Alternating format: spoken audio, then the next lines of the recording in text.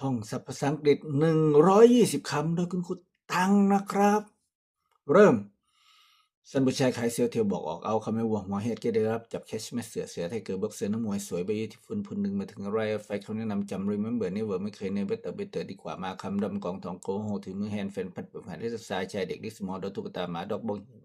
รีบเฮอรี่ก่อนเวลาทุ่งนาฟินวิทวินระหว่างหางเที่ยวเบลแข็งนั่งซิดฟิตปลามาฮอตวัดอะไรไม่ไก่เฮนเทน10 ดิบรอวาสาดกรีนมินติคนหมายใจสเปนเวนเมื่อไหร่ไข่เอกเบกขอพออินัฟครับถ้วยรวยริชมิสซิสนายผู้หญิงลิงมังกิมันหนีเงินเดินวอกทอกพูดดูชักจักเกี่ยวเลือกชูสกุดอ่านริดมิดพบจะฟินิคันซิสประกอบด้วยสวยปริตีโนบอดี้ไม่มีใครใหม่เนี่ยฟิลเล็กน้อยบ่อยๆออฟเฟนการ์เดนสวนพาร์ทฮาร์ดแข็งแกงแคลอรี่เลอร์ที่สกปรกนกเบิร์ดโลกเศร้าโศกแสดแมดบาลงหน้าอังกฤษ77เด็ดพิกที่ขุดจุดสต็อปออบของมองลูกคนกลั